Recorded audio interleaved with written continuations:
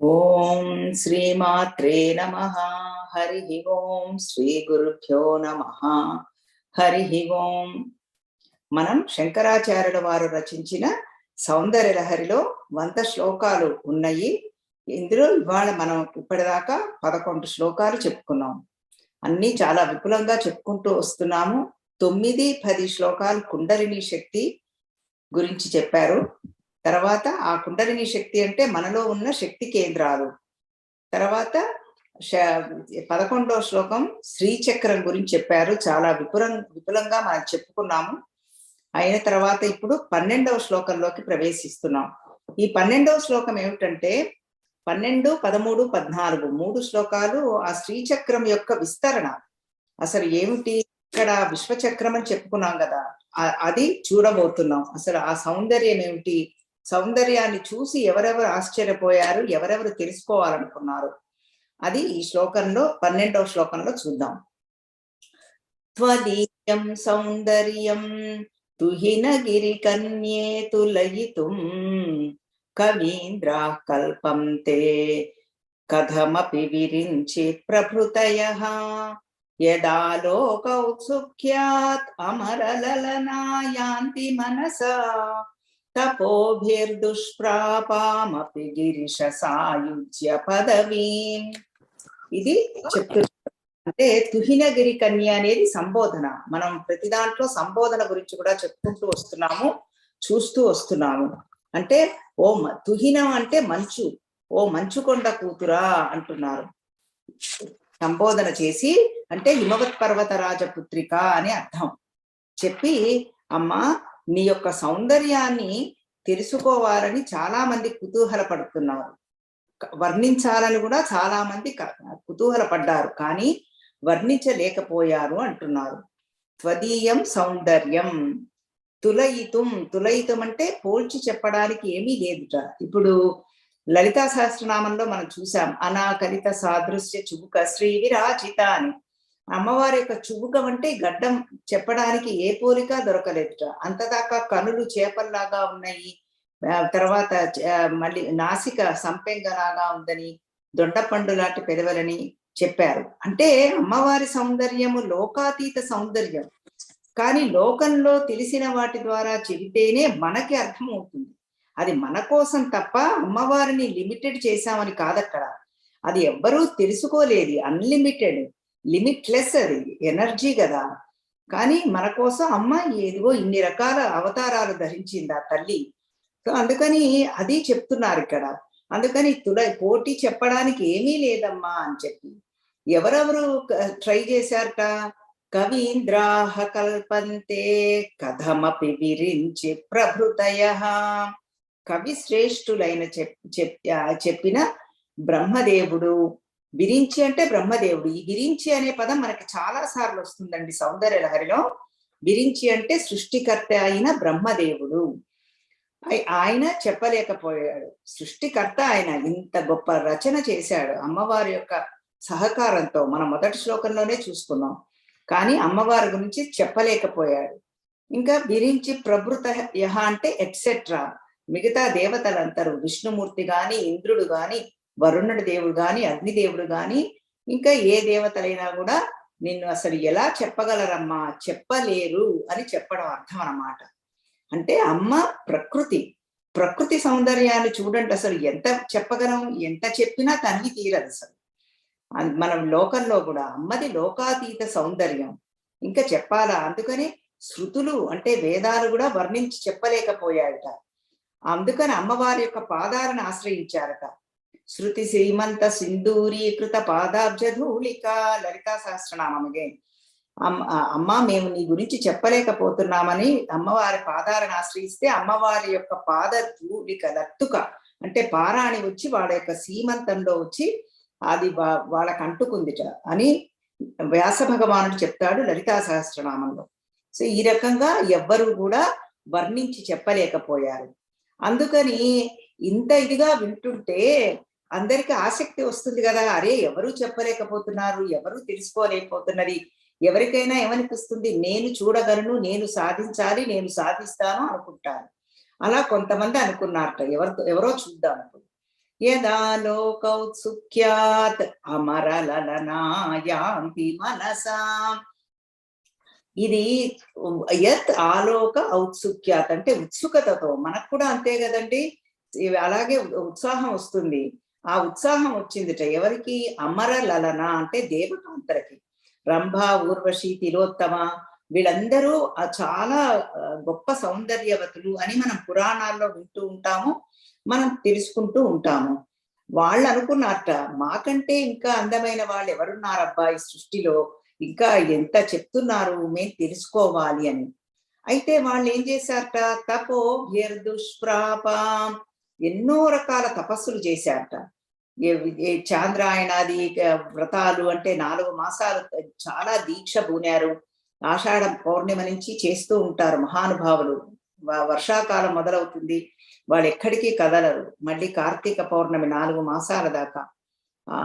So అట్లా వాళ్ళు ఆ తర్వాత ఆకులు అలమలు తింటూ ఎన్నో రకాల తపస్సులు చేశారట. ఆయన అమ్మవారిని పొందలేకపోయారట, తెలుసుకోలేకపోయారు. అది అయితే మరి దీనికి ఒక చిట్కా కనుక్కున్నారట, ఒక కిటుకు కనుక్కున్నారట, ఒక రహస్యం. ఏమిటయ్యా రహస్యం అంటే, అమ్మ గురించి తెలిసేది ఎవరికి? అయ్యవారికి. అయ్యవారంటే పరమశివుడు. అమ్మవారి గురించి తెలిసేది ఎవరికి? పరమశివుడికి. అయ్యవారి గురించి తెలిసేది ఎవరికి? అమ్మవారికి. అట్లా ఇద్దరు కూడా ఒకళ్ళకొకళ్ళు తెలుసుకున్నారు, ఒకళ్ళకొకళ్ళు తపస్సు ద్వారా పొందారు. అందుకని ఇప్పుడు మనకు కావాల్సింది ఎవరు? అమ్మవారి గురించి తెలుసుకోవాలి, పార్వతీమాత గురించి.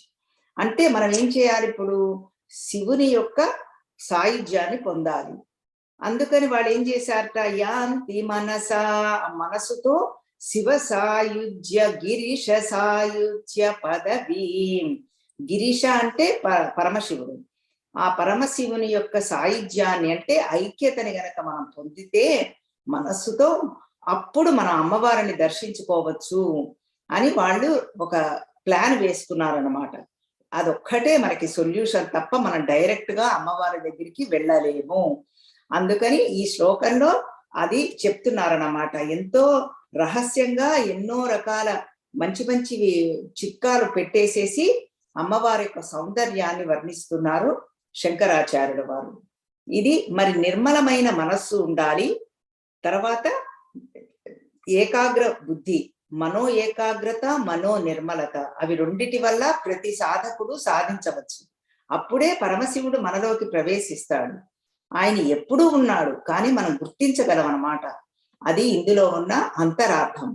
అందుకనే లలితా సహస్రనామంలో మనోవాచామగోచర, మనస్సుకి వాక్కుకి అందలేదు తల్లి. మహాలావణ్య సేవదిహి, నిధి అన్నమాట, ట్రెజర్. మహాలావణ్యానికి, మహాసౌందర్యం అమ్మవారిది. విశ్వానికి అధికురాలు. అందుకని ఎలా చూడగలము? విశ్వంలో ఉన్నదంటే కంటితో చూడగలము, శబ్దంతో వినగలము. అమ్మవారు లోకాతీత, గుణాతీత, సర్వాతీత, శమాత్మిక, ఈ లోకాలన్నిటికీ అధికముగా ఉన్నది తల్లిది. అందుకనే ఆ మనస్సు ద్వారానే, ఎటువంటి మనసు? స్వచ్ఛమైన మనసు, తర్వాత నిర్మలమైన మనస్సు. Purity of mind, clarity of knowledge అని మా గురువు గారు చెప్తూ ఉంటారు, తేజోమానంద గారు. Purity of mind, clarity of knowledge, అట్లా అవి రెండు అవసరం అన్నమాట. ఇది చెప్తున్నారు ఈ శ్లోకంలో. తర్వాత కవి అని చెప్పారు. కవి అంటే సర్వజ్ఞత్వానికి సంకేతం అండి. కవి అంటే పరమాత్మకు కూడా సంకేతం. అందుకని పరమాత్మను ఎవరూ వర్ణించలేరు. నిర్గుణ నిరాకార పరబ్రహ్మ తత్వం.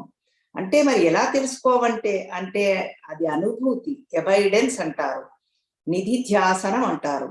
శ్రవణము, మననము, నిధిధ్యాసనము 3 పద్ధతులు చెప్పారు మనకి శాస్త్రంలో. శ్రవణం అంటే వినటం, వినటం ద్వారా జ్ఞానాన్ని పెంపొందించుకుంటున్నాము. ఏ దేవత గురించి ఇష్ట దేవత అయితే ఆ దేవత గురించి. మననం అంటే ఆ విన్నదాని గురించి ఆలోచించుకుంటాము.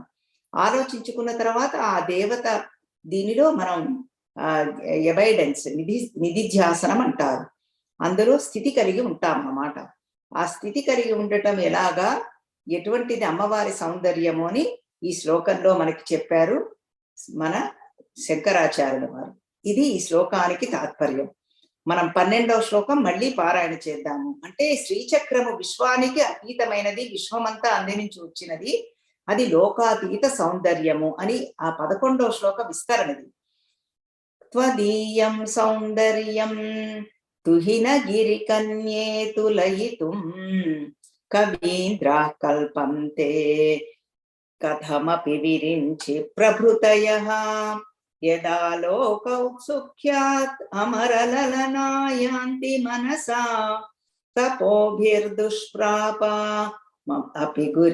దుష్ప్రాపామపి గిరిశ సాయుజ్య పదవీం.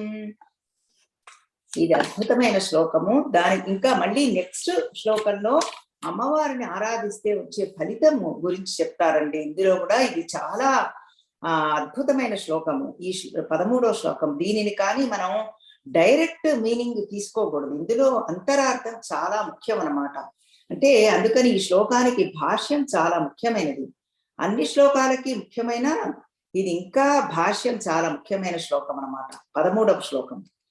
నరం వర్షీయాంసం నయన విరసం నర్మ సుజడం తవాపాంగాలోకే పతితమనుధావంతి శతశః గళద్వేణీ బంధాః కుచకలశ విస్త్రస్త శిచయాః హఠాత్ తృట్యత్కాంచ్యో విగళిత దుకూలా యువతయః.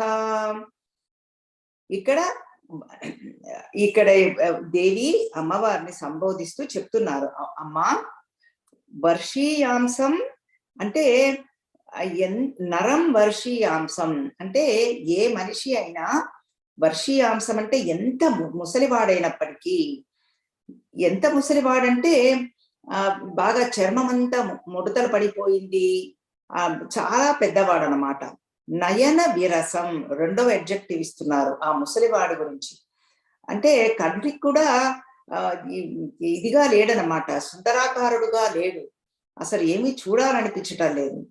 నర్మసు జడం బుద్ధి, ఏ రకమైన మంచి మంచి చమత్కారాలతో మాట్లాడటం కానీ లేకపోతే మంచి సంభాషణ చేయటం కానీ ఏమీ లేదు.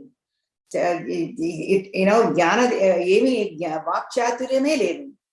అంటే అట్లా ఉన్నాడనమాట ఇక్కడ. అయితే ఆ మనిషికి ఏమైందిట? తవ అపాంగాలోకే, నీ యొక్క అనుగ్రహం వలన తల్లి, అపాంగ ఆలోకే అంటే కడగంటి చూపు, అమ్మవారి యొక్క కడగంటి చూపు ఈ ముసలివాని మీద పడింది. అంటే పరమ భక్తుడు అనమాట. పడినప్పుడు ఏమైందిట? పతితమనుధావంతి శతశః, అనేక రకమైన యువతులు వెనకాల పరిగెడుతూ ఉన్నారట. శతశః అంటే వందల కొద్దీ వేల కొద్దీ ఆ ముదుసలి వెంట పరిగెడుతున్నారట. అంటే చూడండి, ఏ రకమైన లావణ్యము లేదు, ఏ రకమైన మాట చాతుర్యము లేదు, సంభాషణ ఏమీ చేయటం లేదు, అసలు కళ్ళంతా పుసురు గట్టి జడలు గట్టి చాలా ఇదిగా ఉన్నాడు. అయినా కూడా ఎంతో మంది యువతులు ఆయన వెంట పడుతున్నారట. అసలు ఇది వినటానికి ఆశ్చర్యంగా లేదు? మీకు అనిపిస్తోందా శంకరాచార్యుల వారైనా ఇలా రాస్తున్నది అని? అందుకనే మనం అంతరార్థం చూసుకోవాలి. ఇక్కడ తర్వాత మొత్తం చెప్పిన తర్వాత చెప్తాను. ఇప్పుడు చూడండి, ఉదాహరణకి భగవాన్ రామకృష్ణ పరమహంస గాని, రమణ మహర్షి గాని, వీళ్ళందరూ ఎంతో ఎంతో గొప్ప గొప్ప వాళ్ళు. మనం వాళ్ళల్లో ఉన్న అంత సౌందర్యమే మనకి కనిపిస్తూ ఉంటుంది, బాహ్య సౌందర్యాన్ని చూడం. ఎంతమంది భక్తులు వెళ్ళిపోతూ ఉంటారు వాళ్ళ వెనకాల. అసలు మహానుభావులు నడిచి వస్తున్నారంటే వాళ్ళ వెనకాల వచ్చేస్తూ ఉంటారు. అసలు ఎవరు ఇన్విటేషన్ కూడా అక్కర్లే, అలా వెళ్ళిపోతూ ఉంటారు. ఎందుకు? అంత సౌందర్యం అన్నమాట. ఈ రకంగా ఉన్న వాళ్ళ వెనక ఎలా పరిగెడుతున్నారంటే ఈ వందల మంది వేల కొద్ది యువతులు. మళ్ళీ 3 అడ్జెక్టివ్స్ ఇస్తున్నారు, విశేషణాలు. గళద్వేణీ బంధాహ, వేణి అంటే జుట్టు ముడి అన్నమాట. వేణి అంటే జుట్టు, బంధాహ అంటే కొప్పు ముడి అనే అర్థం. అందుకనే కృష్ణ వేణి అంటాము. కృష్ణ అంటే నలుపు, అంటే చాలా అర్థాలున్నా ఒకటి అది కృష్ణ సర్పం అంటారు. వేణి అంటే జుట్టు అనమాట. సీతమ్మ వారికి కూడా మనం వాల్మీకి రామాయణంలో చెప్తారు, నల్లటి పొడుగాటి వేణి అని రాస్తారు వాల్మీకి సుందరకాండలో. అట్లాగే గళద్వేణీ బంధాహ, కొప్పు ముడి జారిపోతూ ఉందిట. గళత్ వేణీ బంధాహ కొప్పు ముడులన్నీ జారిపోతున్నాయిట ఒకటి. తర్వాత కుచకలస విస్రస్త శిచయాహ, ఈ తర్వాత ఈ కుచకలసం అంటే ఈ వక్షస్థలం మీద ఉన్న పమిట కొంగు జారిపోతుంది. హఠాత్ తృట్యత్ కాంచో విగళిత దుకూల యువతయ, వాళ్ళ మొలనూలు తృట్యత్ కాంచో అంటే కటి ప్రదేశంలో ఉన్న మొలనూలు ఇలా కట్టుకుంటారు కదా, అది కూడా ఊడిపోతుంది. అంటే జుట్టు ముడులు ఊడిపోతున్నాయి, తర్వాత పమిట కొంగులు ఊడిపోతున్నాయి, జారిపోతున్నాయి, తర్వాత నడుముకు కట్టుకున్న ఈ బంధనం కూడా ఊడిపోతోంది. అయినా వాళ్ళకి తెలియకుండా ఈ ముద్దసలి వెంట పరిగెడుతున్నారు. ఎందుకు? అమ్మవారి యొక్క కటాక్ష వీక్షణాలు ఈ ముద్దుసల మీద పడ్డాయి అన్నమాట. అంటే మహా గొప్ప జ్ఞాని భక్తుడు, అందుకని వాళ్ళందరూ అలా వెంట పడుతున్నారు అని మనం చెప్పుకోవచ్చు. కానీ అది అంతర్లీనంగా చెప్పారు, ఎక్కడా భక్తుడు అనే మాట వాడలేదు. అమ్మా నీ కడగంటి చూపు పడిందమ్మా అని చెప్పి ఆ మనిషి యొక్క వర్ణన చేశారు అంతే. ఇప్పుడు ఇట్లాగే మనకి గోపికా వస్త్రాపహరణం ఉంటుంది. ఎంతో మంది ఎన్నో రకాలుగా మనకి రకరకాల కాంట్రడిక్టింగ్ గా చెప్తూ ఉంటారు, అంటే వేరే నాలెడ్జ్ లేని వాళ్ళు. అందులో కూడా మన అంతరార్థం తీసుకోవాలి. ఇప్పుడు ఇందులో చూడండి అద్భుతమైన అంతరార్థం ఉంది. ఇప్పుడు మనం ఇది వేణి బంధాహ, బంధము అంటే ఏమిటి? ముడులు ఉన్నాయి, నాట్ ఆఫ్ ద హార్ట్స్ అంటారు. అంటే మనం పరమాత్మ తత్వాన్ని తెలుసుకోలేకుండా చేసేవి బంధనములు అన్నమాట. అజ్ఞానపు ముడి అంటారు. స్థూలముడి, సూక్ష్మముడి, కారణ శరీరముడి. మనసుకి ముడి ఉంటుందన్నమాట, కీటముడిలాగా జన్మజన్మల నుంచి వస్తోంది కనబడని బంధం. అది లేయర్స్ గా ఉంటుంది. మన ఈ సత్సంగాల వల్ల మెల్లమెల్లగా కరుగుతూ ఉంటుంది. అందుకని అమ్మవారి దగ్గరికి చేరుకోవాలి, ఇంకా వినాలి, తెలుసుకోవాలి అమ్మతత్వం అని మనలో కుతూహలం వస్తుందన్నమాట. అందుకని ఇది అదే ముడి అంటే. అందుకని ముండకోపనిషత్తులో అద్భుతంగా చెప్తారు, భిద్యతే హృదయ గ్రంథి ఛిద్యంతే సర్వ సంశయా క్షీయంతే చాస్య కర్మాణి తస్మిన్ దృష్టే పరావరే. ఈ హృదయ గ్రంథి అంటారు దాన్ని. ఆ హృదయ గ్రంథి ఎప్పుడు పోతుందిట? మన పరమాత్మ దర్శనం అయితే తప్ప ఇది వదలదు. అప్పటిదాకా అనేక రకాలైన సంశయాలు ఉంటాయి. సంశయాలు పోవాలి, హృదయ గ్రంథి పోవాలంటే పరమాత్మ యొక్క దర్శనం వలనే జరుగుతుంది, అన్నీ వెళ్ళిపోతాయి అని చెప్తున్నారు. అది ఇప్పుడు అంటే వీళ్ళకి ఏమవుతోంది? ఆ మహానుభావుని యొక్క దర్శనం ద్వారా వాళ్ళల్లో ఉన్న ఈ బంధాలు తొలగిపోతున్నాయి అన్నమాట. అనేక కర్మ ముడులు, అనేక జన్మల నుంచి వస్తున్న కర్మలు, కర్మ ఫలితములు అవన్నీ జారిపోతున్నాయి. అందుకనే మనకి ఇక్కడ మనకి మూలాధారైక నిలయ బ్రహ్మ గ్రంథి విభేదిని, మణిపూరాంత రుదిత విష్ణు గ్రంథి విభేదిని, ఆజ్ఞా చక్రాంత రాణస్థ రుద్ర గ్రంథి విభేదిని, సహస్రారాం భుజారూఢ సుధా సారాభివర్షిణి అని లలితా సహస్రనామంలో చదువుతాం. బ్రహ్మముడి, విష్ణుముడి, రుద్రముడి, అవే స్థూల శరీరముడి, సూక్ష్మ శరీరముడి, కారణ శరీరముడి అవ్వనమాట. ఈ మూడిటికి సంకేతం. ఇప్పుడు స్థూల శరీరముడి చూసాము, ఆ వేణి కర్మ ఫలములు అన్ని విడిపోతున్నాయి వాళ్ళకి. తర్వాత ఈ పమిట కొంగు జారిపోవడం అంటే సూక్ష్మ శరీరం యొక్క ముడి. ఇంకా మనస్సులో ఉన్న ఆలోచనలు, అన్ని రకాల బంధనాలు విడిపోతున్నాయి అన్నమాట. అది తర్వాత ఈ కటి మొలనూలు అక్కడ ఉన్న ముడి విడిపోతుందంటే కారణ శరీరములో ఉన్న ముడి. అంటే అది వాసనలు అంటారు. జన్మల నుంచి ఒక ముద్రలలాగా వాసనలు పేరుకుపోయినాయి, టెండెన్సీస్ అంటారు. ఏది చూసినా వేసుకోవటం ఈ మనసులో. అందుకనే మనకి అందరికీ ఒక సంచి ఉందండి, తెలిసినా తెలియకపోయినా. సంచి అంటే కనబడే సంచి కాదు, కూరగాయల సంచిలాగా కనబడని సంచి.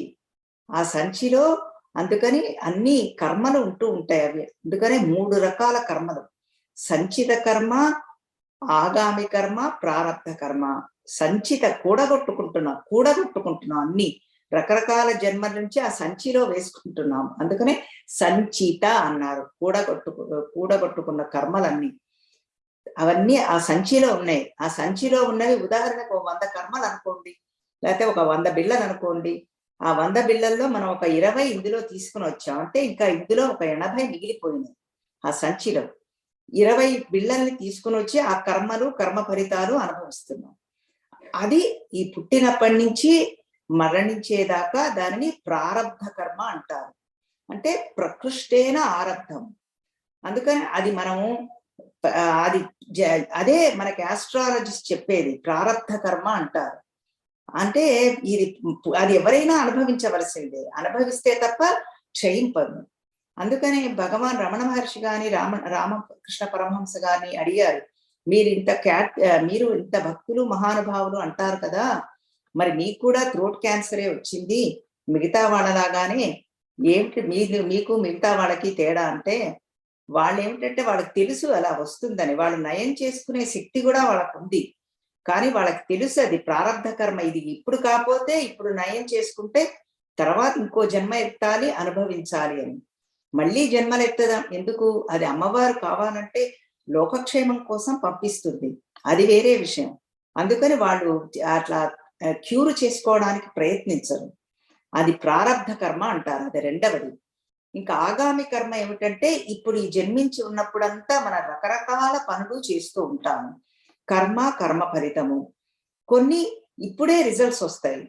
ఇప్పుడు ఉదాహరణకు చెప్పుకుంటే, ఏదో పాయిజనస్ ఫుడ్ తిన్నాము, ఏదో విషపూరితంగా, అంటే విషపూరితం అంటే లెఫ్ట్ ఓవర్ ఫుడ్ ఎక్కువసేపు బయట పెట్టాము తిన్నాము, అదేమవుతుంది మనకి నెక్స్ట్ డే 12 గంటల్లో మనకి దాని యొక్క రిజల్ట్స్ చూపించేస్తుంది. కడుపు నొప్పి రావటము, లేకపోతే మోషన్స్ అవ్వటము, ఏదో ఒక ఎఫెక్ట్ వస్తుంది, రిజల్ట్స్ వస్తాయి. అది కొన్ని కర్మలు అలా అన్నమాట, అప్పుడే రిజల్ట్స్ వస్తాయి. కొన్ని కర్మలు ఏమిటంటే కర్మ ఫలితం ఇది చాలా గహనమైందండి. ఇది భగవద్గీతలో కూడా శ్రీకృష్ణ పరమాత్మే చెప్తాడు, నాయన ఇది చాలా కష్టం చెప్పటము, ఎవరికి అంతుపట్టనిది అని. అవి కొన్ని జన్మలలో ఎప్పుడు ఫలిస్తాయో మనకు తెలియదు. అది పరమాత్మ యొక్క అనుగ్రహము, పరమాత్మ ఈశ్వరానుగ్రహం అంటే అది ఈశ్వరుడికే తెలుసు. అందుకని అవి ఆరబ్ధ కర్మ, సంచిత కర్మ, ప్రారబ్ధ కర్మ, ఆగామి కర్మ గురించి మనం చెప్పుకుంటున్నాం. ఇప్పుడు చేసేవి కొన్ని వస్తాయి, కొన్ని ఆ సంచిలో చేరిపోతాయి అన్నమాట. ఇప్పుడు మన గోనేమిటి? ఈ సంచిని పూర్తిగా ఖాళీ చేయాలి, అప్పుడే మోక్షం వస్తుంది. అది మరి ఎలాగూ అంటే, ఇంకా ఈ నేను చేస్తున్నాను, నా వలన జరిగినది, నేను అని ఆ ఇండివిజువాలిటీ, ఆ జీవభావాన్ని తొలగించుకోవాలి. అహంకార భావం, నేను అనేది అది కూడా ఒక గ్రంథి. నేను చేస్తున్నానంటే రిజల్ట్స్ కోసం ఎక్స్పెక్ట్ చేస్తాను, ఎక్స్పెక్టేషన్స్ వచ్చేసినాయి. అంతా పరమాత్మదే అనుకుంటూ ఎప్పటికప్పుడు మనం చెప్పుకుంటూ ఉండాలి. అప్పుడు ఇవి ఏర్పడవన్నమాట. కర్మ బీజములు, కర్మ ఫలితాలు ఈ రకంగా రావు. ఇది మనకి చెప్తున్నది. ఇప్పుడు అది ఆ 3 రకాల గురించి మనం చెప్తున్నాం. ఇది కారణ శరీరం గురించి నేను చెప్తున్నది. అందుకనే కారణము అన్నారు. ప్రతి జన్మకి కారణమైనవి, ఒక సీడ్, విత్తనం లాంటివి.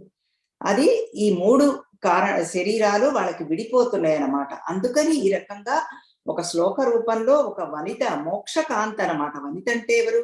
ఆ మోక్షకాంత వెనకాల పరిగెడుతున్నారు. ఈ 3 బంధనాలు తెగిపోతే మోక్షకాంత ప్రాప్తిస్తుంది అని. మరి అది ఎవరు వెనకాల వెళ్ళాలంటే, అమ్మవారి యొక్క కడగంటి చూపు పడిన వాళ్ళ వెనకాలే మనం పరిగెత్తాలి తప్ప మామూలు జనము వైపు వెళ్ళకూడదు. అది ఇందులో ఉన్న అంతరార్థం. మొదట స్థూలమైన అర్థం చెప్పుకున్నాము, అంతరార్థం చెప్పుకున్నాము. ఇంకా 3వ అర్థం చూద్దాం. ఇది ఇంకా అత్యద్భుతంగా ఉంటుంది. శివుడి పరంగా అర్థం చెప్పుకుందాం. ఇందులో చూడండి అంతర్లీనంగా ఎన్నున్నాయో. నరం వర్షీయాంశం అంటే నరం పశుపతే అంటాము శివుడిని. అంటే నరులలోకెల్లా పెద్దవాడు. వర్షీయాంశం అంటే ముసలివాడు, పెద్దవాడు అని కూడా అర్థం ఉంది కదా. ఎవరు అంతర్లోకి పెద్దవాడు? పరమశివుడే. ఇంకా ఆయన ఎట్లా ఉంటాడు? నయన విరసం నర్మ సుజడం. నయన విరసం, కంటికి ఏమాత్రము కంటికింపుగా కనపడ్డాయి. అందుకనే హిమవత్ పర్వతరాజ పుత్రిక పార్వతీదేవి వివాహం అప్పుడు ఆ మేనకాదేవి, ఆ హిమవత్ పర్వతరాజు యొక్క భార్య మేనాదేవి ఏమవుతుందంటే, శివుణ్ణి చూడగానే, పెళ్లి కొడుకుని చూడగానే కళ్ళు తిరిగి పడిపోతుంది. ఎందుకంటే నా కూతురేమో అతి సౌందర్యవతి, ఈయనేమో ఎట్లా ఉంటాడో మనకు తెలుసు. నయన విరసం, ఇంకా జటాజూటాలు వేసుకుని ఉంటాడు. అవన్నీ కూడా మ్యాటెడ్ లాక్స్, ఎండిపోయి రాగి జుట్టు.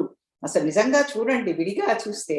తర్వాత అంతా విభూతి రాసేసుకుని, మళ్ళీ భిక్షువులు అది కపాలాలు పెట్టుకుని, సర్పాలు పైగా అవన్నీ ఏమో ఇలా ఇలా ఇలా ఉంటూ ఉంటాయి ముసలకొట్టి. ఎక్కడ చూసినా సర్పాలే, చేతులకి మెడకి ఇంకా కటికి ఎక్కడ చూసినా, పైగా పురి చర్మము అన్ని ధరించి, పైగా ఈ ప్రమథగణాలు ఆయన యొక్క సమూహం మటుకు ఇదా ప్రమథగణాలు, రుద్రగణాలు అందరూ కూడా రకరకాల భయంకరంగా వస్తారనమాట. అందుకని నయన విరసం నర్మసు జడం. ఆయనకు అసలు ఏమి నా మాట్లాడటం తెలియదు, ఆశుతోషుడు, పైగా కరుణామయుడు. ఆయన ఏమిటి చాతుర్యంగా మాట్లాడటం ఏం చేత కాదు, ఎప్పుడు తపస్సులోనే ఉంటాడు. పైగా ఇంకా అది అది శివుడి గురించి. కానీ అందరూ పరిగెడతారు ఎవరి కోసం? పరమశివుడి యొక్క సాయుధ్యానికి. శివరాత్రి రాబోతోంది, ఎంతమంది శివాలయాల్లో ఉంటారు. అది అదనమాట, పరమశివుడి యొక్క దర్శనం కోసం పరిగెత్తటం. అది 3 బంధనాలు, ఈ స్థూల సూక్ష్మ కారణ బంధనాలు 3 తొలగిస్తాడు ఆయన. ఇది పరమశివుడిది. అందుకనే శివ పరిణయమప్పుడు బ్రహ్మదేవుడు అంటాట, నాయన నువ్వు అసలు ముందర ఇలా ఉన్నావేమిటి? పార్వతీదేవి చూడు ఎంత చక్కగా ఉందో, నేను అసలు వివాహం చేయాలన్నా నాకే మనసు రావటం లేదు అంటే, ఆయనకేమన్నా మేకప్ రూప్ కావాలా, ఎవరన్నా మేకప్ ఆర్టిస్ట్ రావాలా? అవును అట్లా అంటావా అన్నట్ట బ్రహ్మదేవుడితో. అవును మరి అంతగాక ఏమంటానంటే, అంతే ఇలా అన్నట్ట అయిపోయింది. సుందరాకారుడు, మీనాక్షి సుందరేశ్వరుడు సుందరాకారుడుగా తయారయ్యాట. అప్పుడు విష్ణుమూర్తి ఆయన యొక్క చెల్లెల్నిచ్చి పెళ్లి చేశాడనమాట. వైష్ణవీదేవిని, అమ్మవారిని, మీనాక్షి దేవిని సుందరాకారుడుగా తయారైపోయాడు. ఆయనకేముందండి, అఖిలాండ కోటి బ్రహ్మాండ నాయకుడు. ఎలా కావాలనుకుంటే, ఏ ఆకారం కావాలనుకుంటే ఆ ఆకారంలో వస్తాడు. ఆది కిరాతకుడి వేషంలో వచ్చాడు అర్జునుని అనుగ్రహించటానికి, పాశుపతాస్త్రం కోసం. ఇలా ఆయన అది ఈ రకంగా 3 అర్థాలు మనం చక్కగా చెప్పుకున్నాము. ఒకటి, ఈ భక్తుడు వెనకాల ఎలా, జ్ఞాని వెనకాల ఎలా పడతారు ప్రతి వాళ్ళు అని చెప్పేది ఆయన ఎటువంటి ఏ రకమైన వాక్చాతుర్యము లేదు, ఏ రకమైన శరీరాకర్షణ లేదు, అయినా వెనకాల పడిపోతారు అని స్థూల అర్థం చెప్పుకున్నాము. తర్వాత రెండవది సూక్ష్మార్థం, ఈ వీళ్ళందరి యొక్క గ్రంథులు అంటే ముడులు విడిపోతాయి. స్థూల సూక్ష్మ కారణ శరీరాల్లో ఉన్న ముడులన్నీ విడిపోయి అజ్ఞాన గ్రంథులు అంటారు, హృదయ గ్రంథి అంటారు. అవి విడిపోయి వాళ్ళు పరమాత్మతో ఐక్యం, అమ్మవారు అయ్యవారితో ఐక్యం పొందుతారు అని రెండవ అర్థం. తర్వాత పరమశివుడి పరంగా కూడా మనం అర్థం చాలా విపులంగా చెప్పుకున్నాము. ఇది ఈ శ్లోకంలో ఉన్న అంతరార్థం అన్నమాట. నరం వర్షీయాంసం నయన విరసం నర్మ సుజడం తవాపాంగాలోకే పతితమనుధావంతి శతశః గళద్వేణీ బంధాః కుచకలశ విశ్రస్త సిచయాః హఠాత్రుట్యత్కాంత్యో విగళిత దుకూలా యువతయః. ఇందులో బీజాక్షరం క్లీం అండి. ఇంకా వశీకరణ మంత్రము చాలా మంది అడుగుతూ ఉంటారు. వశీకరణ మంత్రాలు ఉన్నాయి కదా సౌందర్య లహరిలో. ఇందులో వశీకరణం అన్నమాట. ఇది వశీకరణం అంటే ఏదో నెగిటివ్గా అలా ఏదో స్త్రీలు అలా అనుకోకండి. ప్రతి వాళ్ళకి అన్ని వశమైపోవాలని ఉంటుంది. ప్రపంచం నాకు వశమైపోవాలి, నాకు అందరూ దాసోహం అయిపోవాలి, నేను వస్తూ ఉంటే అందరూ దండాలు పెట్టాలి, నేను మాట్లాడితే అందరూ వినాలి, నేను పాట పాడితే అందరూ వినాలి, నేనేం చెప్తే అందరూ దండశాసనం లాగా తీసుకోవాలని ప్రతి వాళ్ళకి ఉంటుంది కదండి. అత్తాకోడళ్ళ మధ్య అయినా ఉంటుంది, తల్లి కూతుళ్ళు ప్రతి వాళ్ళు అనుకుంటారు నా మాట అందరూ వినాలని. వశీకరణం అంటే ప్రపంచం వెనకాల మనం పరిగెత్తకూడదు, మన వెనకాల ప్రపంచం పరిగెత్తేటట్టుగా ఉండాలన్నమాట. అది ఇందులో ఉన్న అంతరార్థం. సో వశీకరణం, మనం వశమైపోకూడదు. తర్వాత 14వ శ్లోకంలోకి ప్రవేశిస్తున్నాము. ఇప్పుడు విశ్వచక్రం అని చెప్పుకున్నాం కదా, శ్రీచక్రాన్ని. ఇప్పుడు సూర్యుడు, చంద్రుడు, అగ్ని ఇవి మనకి తేజస్సునిచ్చేవి. అవి ఒక్కొక్కటి ఎన్నెన్ని కిరణాలు తీసుకున్నాయి, ఈ విశ్వ ఆకృతి గురించి చెప్తున్నారు. ఇది మనలో కూడా మనం సమన్వయం చేసుకోవచ్చు అన్నమాట. అంటే పిండాండము, బ్రహ్మాండము, పరమేశ్వరుడు, ఈశ్వరుడు రెండు అంతా ఆ 3 ట్రయాంగిల్, జీవ జగత్తు ఈశ్వరుడు, 3 కూడా సమన్వయం అవుతాయి ఈ సౌందర్య లహరి శ్లోకాలలో. అందుకనే ఇవన్నీ అత్యద్భుతంగా ఉండే శ్లోకాలు. పైగా అన్ని మంత్రపూరితము, బీజాక్షరాలు ఇందులో నిండి ఉన్నాయి అన్నమాట ఆ శ్లోకాల్లో. ఆ బీజాక్షరాల యొక్క విస్తరణే ఈ శ్లోకాలు. అందుకని మనం ఇవి చాంట్ చేస్తూ ఉంటే ఆ వాటి యొక్క ప్రతిస్పందన మనలో కలుగుతూ ఉంటుంది. అందుకని ఎప్పుడు పారాయణ చేసినా చాలా ఒక శక్తి ఉత్పన్నమైనట్టుగా మనందరం ఫీల్ అవుతూ ఉంటాము. ఇందులో అంత రహస్యాలు ఉన్నాయన్నమాట. ఇప్పుడు 14వ శ్లోకం. క్షితౌ షట్పంచాశద్విసమధిక పంచాశదుదకే హుతాశే ద్వాషష్టిశ్చతురధిక పంచాశదనిలే దివి ద్విషట్త్రింశన్ మనసి చతుషష్టిరితి యే మయూఖాస్తేషామప్యుపరి తవ పాదాంబుజయుగం. హే భగవతి, అమ్మా జగజ్జనని, ఏమని చెప్తున్నారు? మొట్టమొదట చూద్దాం. క్షితౌ షట్పంచాశత్ అంటున్నారు. క్షితం అంటే భూతత్వం, క్షితి అంటాము. తర్వాత షట్ పంచాశత్ అంటే 50 అండి నెంబర్లో. సంస్కృత శతము అంటే అందరికీ తెలుసు, శతమానం భవతి 100 అని. షష్ఠి అంటే కూడా తెలుసు, 60 అని. షష్ఠి పూర్తి అనే మాట మనం వింటాం. పంచాశత్ అంటే 50, 5 పదులు అన్నమాట. అంటే 50. పంచాశత్, పంచ అంటే 5, పంచాశత్ అంటే 50, షట్ అంటే 6. అందుకని అమ్మవారి దగ్గర నుంచి భూతత్వము అంటే ఇక్కడ ముందర అసలు ఓకే, ఇది ముందర చెప్పుకునే వెళదానులేండి, అది కూడా బానే ఉంటుంది. భూతత్వం ఏం తీసుకున్నాయిట? అమ్మవారి దగ్గర నుంచి 56 కిరణాలను తీసుకున్నాయిట. ఆ భూతత్వం మనలో ఎక్కడంటే మూలాధార చక్రం. ఇప్పటికి మీకు తెలిసే ఉంటుంది మీ అందరికీ, వెన్నెముక యొక్క చివర మనం ఉండేది మూలాధారం.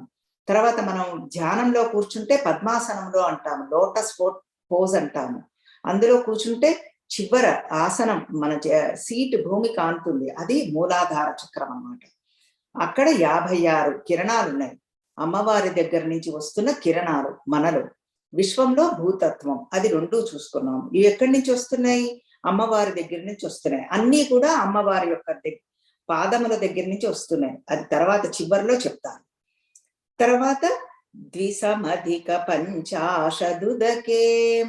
పంచాశత్ అంటే 50 అని చెప్పుకున్నాం కదా. ద్విసమధిక అంటే 2 ఎక్కువ, అంటే 52. సంస్కృత భాష చూడండి ఎంత తేలికో.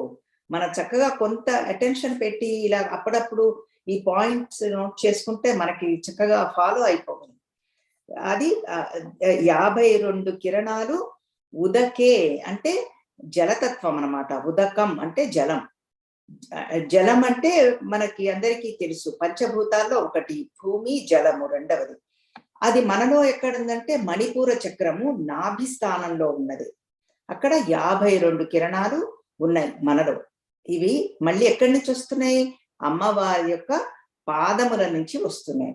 పాదములు ఎక్కడున్నాయి? మళ్ళీ మన ఇదివరకే చెప్పుకున్నాం, అమ్మవారు అయ్యవారు సహస్రార చక్రంలో ఉంటే అమ్మవారి యొక్క పాదములు మన ఇక్కడ ఈ లలాట స్థానంలోను, తర్వాత ఇక్కడంతా ఇలా ఉన్నట్టుగా మనం భావించుకోవాలి. శివ కామేశ్వరాంకస్త అని మనం చెప్పుకుంటాము. శివుని యొక్క పర్యంకంలో అమ్మవారు కూర్చుని ఉన్నారు. అక్కడి నుంచి ఆ పాదాల అడుగు భాగం నుంచి, ఆ పాదాల నుంచి కిరణాలన్నీ వస్తున్నాయి అన్నమాట మనలో, తర్వాత విశ్వంలో. ఇది శ్రీచక్రం యొక్క విస్తరణ. ఇది 2 అయిపోయినాయి పంచతత్వాలలో. మనలో కూడా 2 చక్రాలు అయిపోయినాయి. చక్రాలంటే శక్తి కేంద్రాలు. ఇంకా మూడవది హుతాశే ద్వాషష్టి. హుతాశం అంటే అగ్నిదేవుడు. ఆయన దగ్గర ద్వాషష్టి. షష్టి అంటే మనం ముందరే చెప్పుకున్నాం 60 అని. ద్వా అంటే 2, ద్వా 2 కూడా సంస్కృతంలో 2 నెంబర్కి సంకేతం. 62 కిరణాలు అగ్ని తీసుకున్నదనమాట. అగ్నితత్వం. మనలో అగ్నితత్వం ఎక్కడంటే స్వాధిష్టాన చక్రము మన బొడ్డుకి కిందగా కొంచెం జననేంద్రియాల వెనక మూలాధారం పైన ఉన్నది అనమాట. అది స్వాధిష్టాన చక్రము. అది అక్కడ 62 కిరణాలు ఉన్నాయి. తర్వాత చతురధిక పంచాశదనిలే. అనిలే అంటే వాయుతత్వం. వాయువు మీ అందరికీ తెలుసు, పంచభూతాల్లో 4వది ఇప్పుడు. భూమి, జలము, అగ్ని, వాయువు.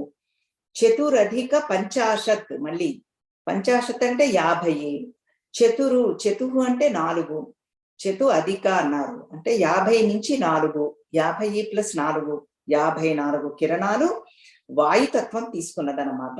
అది పంచభూతాలలో మనం చెప్పుకుంటూ వస్తున్నాము. పంచభూతాలలో మనలో వాయుతత్వము ఈ అనాహత చక్రం అంటారు, ఈ హృదయ స్థానంలో ఉన్నది. అక్కడ ఉన్నవి 54 కిరణాలు. తర్వాత నెక్స్ట్ వస్తున్నది దివి ద్విషట్రింశన్. దివి అంటే ఆకాశతత్వం. ఆకాశం మీకు తెలుసు, పంచభూతాల్లో 5వది ఆకాశతత్వం. ద్విషట్రింశన్, ఇది ఒక చమత్కారంగా చెప్పారు. కొంచెం లెక్క చేయవలసింది. లెక్క అంటే కొంచెం మ్యాథమెటిక్స్. ఇక్కడ చూద్దాం. త్రింశత్ అంటే 30 అండి. వింశతి అంటే 20. త్రింశత్, త్రిశత్ అంటే 30. ఆ 30లో ద్వీట అంటే షట్ అన్నారు. షట్ అంటే 6. త్రింశత్ అంటే 30, 36. ద్వి అన్నారు అంటే 36 × 36 అనేసరికి మీకు ఎన్నైనాయి? 72 కిరణాలు. ఈ 72 కిరణాలు ఆకాశతత్వం తీసుకున్నదట పంచభూతాలను. మనలో ఆకాశతత్వం ఎక్కడ? కంఠస్థానం, విశుద్ధి చక్రం. ఇవన్నీ శక్తి కేంద్రాలు. మనం చాలా విపులంగా కుండలిని శక్తి దగ్గర చెప్పుకున్నాం 9-10 శ్లోకాలను. వాటి యొక్క విస్తరణే ఈ శ్లోకాలు. విస్తరణ అంటే మనకి చాలా బాగా ఫాలో అవ్వగలం. అక్కడ బాగా చెప్పుకున్నాం కాబట్టి ఎవరెవరు ఏమేం తీసుకున్నారు అవన్నీ చెప్తున్నారు అన్నమాట. విశ్వ సృష్టి, మనలో సృష్టి ఎలా జరుగుతోంది అనేది. మనసి చతుషష్టిరితి ఏ. మనసి అంటే మనసు. ఈ ఆజ్ఞాచక్ర స్థానం అంటే కనుబొమ్మల మధ్య స్థానంని ఆజ్ఞాచక్రము అంటారు. ఆ స్థానంలో చతుషష్టి అన్నారు. షష్ఠి అంటే 60 అని మనం చెప్పుకున్నాము. చతు అంటే 4 అంటే 64 అన్నమాట. ఈ ఆకాశ మనస్సు మనలో అది మనకి 64 కిరణాలు తీసుకున్నదన్నమాట. ఆ తర్వాత మయూఖ అన్నారు. మయూఖం అంటే కిరణములు. తేషాం అపి ఉపరి. ఇవన్నీ కూడా ఈ పైనుంచి ఇవన్నీ చెప్పిన ఈ చక్రాలు తర్వాత పంచభూతాలకు పైన ఏమున్నదంటే అమ్మా, తవ పాదాంబుజయుగం, నీ యొక్క చరణ కమలములు ఉన్నాయి తల్లి. ఆ చరణ కమలముల నుంచి ఈ కిరణాలన్నీ వస్తున్నాయి. అందుకని విశ్వ సృష్టి రచన జరుగుతోంది. పిండాండ సృష్టి ప్రతి జీవికి జరుగుతున్నది ఇది అని చెప్పి మనకి ఆ పాద మహిమ, చరణ మహిమ చెప్పారు. అమ్మవారి యొక్క సౌందర్యం ముందర శ్లోకాల్లో చెబితే ప్రకృతి సౌందర్యం, ఇక్కడ అమ్మవారి యొక్క చరణ కమలములు, పాద పద్మముల యొక్క మహిమ గురించి చెప్పారు ఈ శ్లోకంలో. అందుకని మనం లలితా సహస్రనామంలో షట్చక్రోపరి సంస్థిత అన్నాము. షట్ అంటే 6, షట్ చక్ర అంటే ఈ శక్తి కేంద్రములు, ఉపరి అంటే పైన, సంస్థిత ఉన్న తల్లి. ఆ తల్లి చెప్పిన తర్వాత అందుకనే మనకి 3 చక్రములు ఉన్నాయి మళ్ళీ. మన జీవిత చక్రం, కాల చక్రం, విశ్వచక్రం. జీవిత చక్రము, విశ్వచక్రం 2 సమన్వయాలు తీసుకుంటూ వచ్చాము. అంటే పంచభూతాలు మనలో ఉన్న ఈ జీవన చక్రం ఎలా జరుగుతున్నది, శక్తి కేంద్రాలు అమ్మ ఎలా నడుపుతోంది అనేది మనం చెప్పుకున్నాం. మరి కాల చక్రం ఉన్నది, అదేమిటో చూద్దాం. ఇందులో అన్ని రహస్యాలు పెట్టేశారండి. చూడండి, ఇప్పుడు మనకేం చెప్పారు? భూతత్వము ఇవన్నీ కలుపుకొని పంచభూతాలలో 56, 52 అన్నారు. అంటే ఏమైంది అక్కడ? మీకు అగ్నితత్వం అయింది. అవి 2 కూడా 116 అగ్నితత్వం తీసుకున్నదన్నమాట కిరణాలు. తర్వాత 62, 54 కలిపి మీకు 100. ఓకే, ఇవి అగ్నితత్వము. మనకి అగ్నితత్వం అంటే ఏమవుతోంది? ఇక్కడ సంధ్యాకాలం అవుతుంది. అవి 108 కిరణాలు వచ్చినాయి. ఇదేమిటంటే మళ్ళీ చాలా విపులంగా వెళ్ళాలి. మెయిన్ గా ఇట్లా చెప్పుకుంటే చాలు మనకి. అగ్నితత్వం 108 కిరణాలు అంటే అది సంధ్యాకాలం. సూర్యుడు 116 కిరణాలు, అది పగలు రోజు. తర్వాత చంద్రుడు 136 కిరణాలు, అది రాత్రి అయింది. పగలు రాత్రి సంధ్యాకాలం, అంటే కాలం మొత్తం వచ్చేసింది, రోజంతా వచ్చేసింది. ఇదన్నీ కూడుకుంటే మనకి 360 కిరణాలు అయినాయి. 360 అంటే ఒక సంవత్సరానికి ప్రతీక. ఇప్పుడు మనం 365 రోజులు అని వింటూ ఉంటాం. మనకి అధిక మాసం కానీ ఏదైనా కలుపుకున్నా ఇది మన క్యాలెండర్ ప్రకారం 360. ఇప్పుడు తర్వాత క్యాలెండర్లు మారిపోయినాయి, బ్రిటిషర్స్ అవన్నీ వచ్చిన తర్వాత 365 రోజులు అని పెట్టేశారు. ఏదేమైనా అది అందరూ ఫాలో అవుతున్నారు. ఇప్పుడు ప్రస్తుతం మనకి ఈ రకంగా 360 కిరణాలు అంటే సంవత్సరానికి ప్రతీక, ఒక రోజుకి ప్రతీక. అది కాలచక్రం గురించి చెప్పారు. ఇప్పుడు మరి మీకు అనిపించచ్చు 116 ఎలా, ఇది చంద్రుడు ఎలా వచ్చినాయి 136 అంటే, చంద్రుడు అనేసరికి మీకు పైన ఆజ్ఞాచక్రము అంటే కనుబొమ్మల మధ్యస్థానము, ఈ విశుద్ధి పై ఉన్నవన్నీ కూడా మనకి చంద్రమండలం ఇదంతా, అందుకని ఘనీభవించి ఉంది ఇదంతా. అందుకని మనకి ఆ రెండు కలుపుకోవాలి, ఆకాశము మనస్సు, అవి రెండు కలిపి 72 64 అట్లా అన్నమాట. ఇప్పుడు ఈ హృదయ స్థానము, ఈ నేవల్ అంటే మణి బొడ్డు స్థానం కలిపితే సూర్యచక్రం, సూర్యమండలం, ఇది మనలో కూడా ఉన్నాయి సూర్యమండలం. మళ్ళీ స్వాధిష్టానము మూలాధారం కలుపుకుంటే అది అగ్ని మండలం. అందుకనే త్యాగరాజు వారు కూడా రాస్తారు, ఆ మూలాధారంలో అగ్ని రగల్చుకోవాలట. అందుకనే ఫైరీ స్పీచ్ అని వింటూ ఉంటాం మనం. అందుకని మాట మాట్లాడితే కూడా చెమటలు పోసేస్తాయి, ఎందుకు అగ్ని రగల్చుకుంటోంది. అది ఆ కనెక్షన్ ఉంది అక్కడ, వాక్కుకి అగ్నికి, తర్వాత ఈ మూలాధార చక్రానికి, ఇవన్నిటికీ కూడా కనెక్షన్స్ ఉన్నాయి. అందుకని ఇది ఇక్కడ ఇలా మనకి ఇందులో ఇన్ని రహస్యాలు చెప్పి పెట్టేశారు. ఇది అందుకని అగ్నిదేవుడు సహకరించాలి, భాష స్పష్టత రావాలంటే, వాక్ స్పష్టత. అందుకని దీని కనెక్టింగ్ గా మనకి సరస్వతీదేవి యొక్క శ్లోకాలు చెప్పబోతున్నారు. నెక్స్ట్ 3 శ్లోకాలలో 15, 16, 17 సరస్వతీదేవి గురించి సారస్వత ప్రయోగం అంటారు. అవి 15, 16, 17 చాలా ముఖ్యమైన శ్లోకాలు. ఇది మనకి కాలచక్రము, విశ్వచక్రము, తర్వాత మనలో జీవన చక్రం, 3 విషయాలు మనం చాలా విపులంగా చెప్పుకున్నాము. అది మనం ఇది ఇప్పుడు ఇది ఏ శ్లోకం అంటే 14వ శ్లోకం. క్షితౌ షట్పంచాశద్విసమధిక పంచాశదుదకే హుతాశే ద్వాషష్టిశ్చతురధిక పంచాశదనిలే దివి ద్విషత్రింశన్మనసి చతుషష్టిరితి యే మయూఖాస్తేషామప్యుపరి తవ పాదాంబుజయుగం. ఇది 14వ శ్లోకం అయిపోయింది. ఇప్పుడు 15, 16, 17 సరస్వతీదేవి గురించి చెప్తున్నారు, సారస్వత ప్రయోగం అని చెప్పుకున్నాము. ఇది వాక్శుద్ధి, మనశుద్ధి రెండూ జరుగుతాయండి. ఈ శ్లోకాలు చాలా అత్యద్భుతమైనవి, పిల్లలందరికీ చక్కగా, ముఖ్యంగా ఈ 15వ శ్లోకం చక్కగా నేర్పిస్తే వాళ్ళలో మంచి కాన్సన్ట్రేషన్ కుదురుతుంది.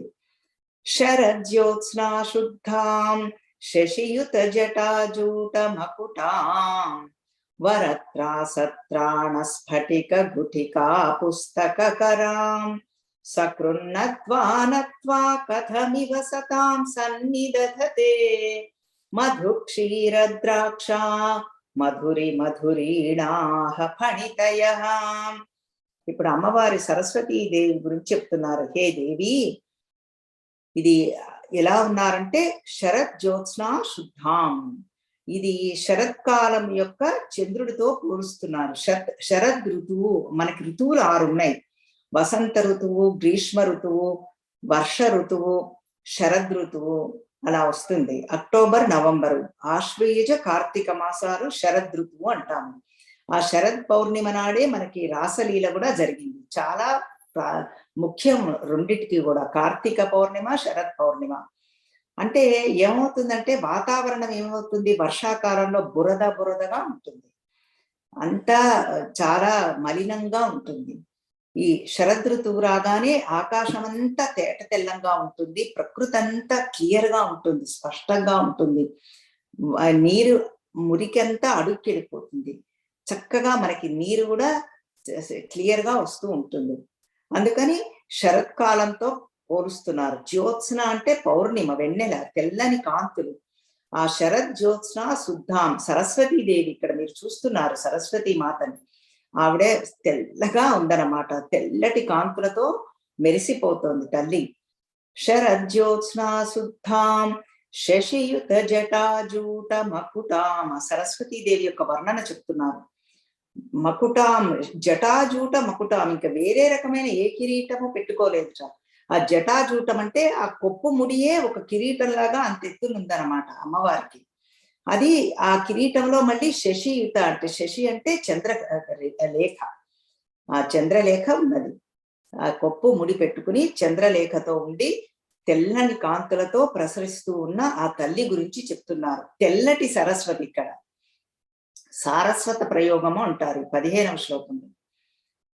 ఇప్పుడు ఎలా ఉందిట, మళ్ళీ 4 చేతులు ఉన్నాయి అందులో. వర త్రాస వర త్రాస త్రాణ స్ఫటిక ఘుటికా పుస్తక కరాం. వర అంటే వరద ముద్ర, అంటే చెయ్యి ఇలా కిందకుంటుంది. ఇది మనం ఎన్నోసార్లు చెప్పుకున్నాము, మీ అందరికీ తెలుసు. పాదములను పట్టుకుంటే నేను ఈ మొలనోతు, ఈ సంసారాన్ని మొలనోతులోనే పెడతాను అని చెప్తాడనమాట. వరద ముద్ర, అది వరద ముద్ర. త్రాస త్రాణ, త్రాస అంటే భయం, త్రాణ అంటే రక్షించటం, అంటే అభయముద్ర. చూడండి అంతర్లీనంగా ఎలా పెట్టేస్తారు. అభయముద్ర అనొచ్చు, కానీ అందులో ఉన్న చమత్కారము, తర్వాత కవితా చాతుర్యము, అవి కూడా మనం చూసుకోవాలి, చెప్పుకోవాలి. త్రాస త్రాణ అంటే అభయముద్ర, వరద ముద్ర, అభయముద్ర, 2 చేతులు అయిపోయినాయి. మూడవ చేతిలో స్ఫటిక ఘుటిక, అంటే మన స్ఫటిక మాల అన్నమాట, అక్షమాల, అంటే అకారాది క్షకారాంతం వర్ణమాల, అది పట్టుకున్నది తల్లి. ఎందుకంటే అమ్మవారే అక్షర స్వరూపిణి, సరస్వతీదేవి చదువుల తల్లి, జ్ఞాన స్వరూపిణి. పుస్తక, ఇంకొక చేతిలో పుస్తకం పట్టుకున్నది. కరాం అంటే చేతులు, అంటే సరస్వతీదేవి రూపు ఎంత బాగా ఇస్తున్నారో చూడండి. తెల్లటి సరస్వతి, చక్కటి జటాజూటమే కిరీటంగా ఉన్నది, అందులో చంద్రలేఖ, 4 చేతులు, అభయముద్ర, వరద ముద్ర, అక్షమాల పట్టుకుని పుస్తకాన్ని చేతిలో పట్టుకుని ఉన్న తల్లి అంటున్నారు. ఈ రకంగా ఈ రూపాన్ని గనక సకృన్నత్వ, సకృత్ అంటే ఒక్కసారైనా సరే ఈ రకంగా అమ్మవారిని ధ్యానిస్తే ఏమంటున్నారో చూడండి. ఇది అద్భుతమైన కవితా చాతుర్యం. నా త్వా కథమివ, అసలు ఎలా రాకుండా ఉంటాయమ్మా నిన్ను గనక ఈ రకంగా అర్చిస్తే, అంటే వస్తాయి అని చెప్పటం, రాకుండా ఎలా ఉంటాయి. నా త్వా నిన్ను, నా కథమివ రాకుండా ఎలా ఉంటాయి అమ్మా అంటే గ్యారంటీడ్ రిజల్ట్స్, 100% రిజల్ట్స్ తప్పకుండా వస్తాయి అమ్మా అంటున్నారు. ఎవరికి ఎట్లాగా ఏమొస్తాయి అనేది చూసుకుంటే, సతాం సన్నిదతే, సతాం అంటే సత్పురుషులు, జ్ఞానులు, అంటే మంచి, ముందరే చెప్పుకున్నాము, మనోపవిత్రత, వాక్ శుద్ధి ఉన్నవాళ్ళు, మనస్సు పవిత్రంగా ఉన్నవాళ్ళు. సతాం అంటే సత్పురుషులు, వాళ్ళకి ఏమొస్తుందిట ఫలితం. మధు క్షీర ద్రాక్ష మధురి మధురీణాహ ఫణితయ, మంచి ఫణితయ అంటే వాక్కులు, చక్కటి వాక్కులు వస్తాయిట. ఈ వాక్కులు అని చెప్పేస్తే చాలు. అందుకనే ఆయన యొక్క జ్ఞానము, తర్వాత కవితా చాతుర్యము, పాండిత్యము, ఎంత అతి సున్నితమైన భాష, తేలికగా అర్థమయ్యేటట్టు పదాలు వేస్తారు చూడండి. వాక్కులు అనేయచ్చు, కానీ కాదుట. ఎటువంటి వాక్కులుట? మధు క్షీర ద్రాక్ష అన్నారు. ఒకటే చెప్పచ్చు, 3 రకాల విశేషణాలు చెప్తున్నారు. మధు అంటే తేనె, క్షీర అంటే తెలుపు పాలు, ద్రాక్ష అంటే మళ్ళీ మధు అంటే తేనె, ద్రాక్ష అంటే రసం. మళ్ళీ ద్రాక్ష అంటే కూడా తీయగా ఉంటాయి, పుల్లటివి ఉంటాయి, కానీ అక్కడ రసం తీసుకోవాలి మనం. 3 రకాల విశేషణాలు చెప్పారు. మాట తీయగా ఉంటుందిట, మాట స్వచ్ఛంగా ఉంటుంది, అంటే సత్యమే పలుకుతారు, అబద్ధాలు చెప్పరు. తెలుపుకి సంకేతం అది. క్షీరం అంటే పాలు, ద్రాక్ష అంటే అమృతంగా, అంటే రసమయంగా ఉంటాయి. అనవసరమైన మాట ఒక్కటి కూడా మాట్లాడరు, ఒక్క అక్షరము కూడా పలకరు, ఒక్క పదము కూడా మాట్లాడరు. అనవసర విషయాల జోలికి వెళ్ళరన్నమాట. ఎవరు? సతాం, ఎవరైతే ఈ రకంగా సరస్వతీదేవిని ఆరాధిస్తారో, ధ్యానిస్తారో వాళ్ళనమాట. వాళ్ళకి మంచి వాక్కులు వస్తాయి అని చెప్తున్నారు. అంటే ఇప్పుడు దీంట్లో ఉన్నది చూడండి, ప్రతిభ అంటే బాగా అర్థం చేసుకోవడం. ప్రతిభ ఉండాలి. చెప్పింది చెప్పినట్టుగా అర్థం చేసుకోవటం, బాగా అర్థం చేసుకోవటం. ఏకసంథాగ్రాహి అంటారు. ఒక్కసారి వింటే వాళ్ళ మనసులో నాటుకుపోతుంది. ఇంకా వాళ్ళకి ఇన్ని రకాల ఇవి అక్కర్లేదన్నమాట. అది ప్రతిభ అంటారు. బాగా అర్థం చేసుకుంటారు. మేధ అంటే పదునెక్కిన బుద్ధి, అంటే షార్ప్ ఇంటలెక్ట్, అది మేధస్సు. ధారణ అంటే చెప్పినది బాగా గుర్తు పెట్టుకోవడం, ధారణ శక్తి అంటారు. ఇప్పుడు లోపల గుర్తుండదు, మర్చిపోయామండి అంటూ ఉంటాం. అరే విన్నట్టే ఉంది కానీ మర్చిపోయాం అంటాం మనం. ఆ ధారణ అంటే బాగా గుర్తు పెట్టుకోవడం. స్ఫురణ, మళ్ళీ గుర్తు పెట్టుకున్నది స్ఫురణలోకి రావాలి. బుర్రబోక్కోకుండా అరే ఏదో చెప్పారే ఇలా స్టేజ్ మీద ఎక్కగానే అబ్బా ఇది తెలుసు నాకు, తెలుసు నాకు, కానీ ఆ సమయానికి గుర్తు రావాలి, ఆ పదం గుర్తు రావాలి. అది స్ఫురణ అంటే. సరి అయిన సమయంలో సరి అయిన పదం సరి అయిన విధంగా గుర్తు రావాలి. ఉదాహరణకి కర్ణుడు చూడండి, అన్ని రకాల విద్యలు నేర్చుకున్నాడు చక్కగా మహానుభావుల దగ్గరే, మా గొప్ప పురుషుల దగ్గర, గొప్ప మహాత్ముల దగ్గర, కానీ సమయానికి గుర్తు రాలే. అది స్ఫురణ. స్ఫురణ అనేది దైవశక్తి అండి. అది ఆటోమేటిక్ గా ఆ స్ఫురణలోకి వచ్చేస్తూ ఉంటాయి వాళ్ళకి. ఎవరికి? సతాం, సత్పురుషులకి. ఎందుకు వచ్చినాయి? సరస్వతీదేవిని ఆరాధించటం మూలాన మంచి కవిత్వం వస్తుందన్నమాట. వాళ్ళకి మంచి తెల్లటి సరస్వతిని ఆరాధన ఈ శ్లోకంలో చెప్తున్నది. అందుకని శరజ్యోత్స్నా శుద్ధాం శశియుత జటాజూట మకుటాం వరత్రా సత్రాణ స్ఫటిక గుటికా పుస్తకరాం సకృన్నత్వానత్వా కథమివ సతాం సన్నిదధతే మధుక్షీరద్రాక్ష మధురీణాః ఫణితయః. ఇది తెల్లటి సరస్వతి శారద, శృంగేరి శారదాదేవి మనం చెప్పుకున్నాము. ఇప్పుడు ఇది మనకి సమయం ఇంకా యాక్చువల్ గా ఇది కూడా చెప్పబుద్ధిస్తోంది. ఓకే, ఇది కుదరదులేండి, 2 నిమిషాలు ఉంది. ఎర్రటి సరస్వతి గురించి మనం వచ్చే దానిలో చెప్పుకుందాం, ఎందుకంటే ఇంకా మనకి సమయం అయిపోయింది. ఆ 2 చెప్పుకుంటే చక్కగా బాగుంటుంది అని అనిపించింది. కానీ అమ్మవారి అనుగ్రహం, అమ్మవారి దయ ఎలా అయితే అలా జరుగుతుంది. బట్ మనం సారస్వత ప్రయోగంలోకి ప్రవేశించాము. 15, 16, 17 3 శ్లోకాలు సరస్వతీదేవి గురించి చెప్తున్నారు. 15వ శ్లోకంలో మనకి తెల్లటి సరస్వతిని దర్శించుకున్నాము. చక్కటి వాక్చాతుర్యం వస్తుంది ఆ మహానుభావులకి, ఆ సత్పురుషులకి అని చెప్పారు ఆ శ్లోకంలో. ఇక్కడతో మనం ముగించుకుందాము. ఓం శ్రీమాత్రే నమః. హరి ఓం. శ్రీ గురుభ్యో నమః. పూర్ణమద పూర్ణమిదం పూర్ణాత్ పూర్ణముదచ్యతే పూర్ణస్య పూర్ణమాదాయ పూర్ణమేవావశిష్యతే. ఓం శాంతి శాంతి శాంతి. హరి ఓం. శ్రీ గురుభ్యో నమః. హరి ఓం. హరి ఓం ఎవ్రీబడి.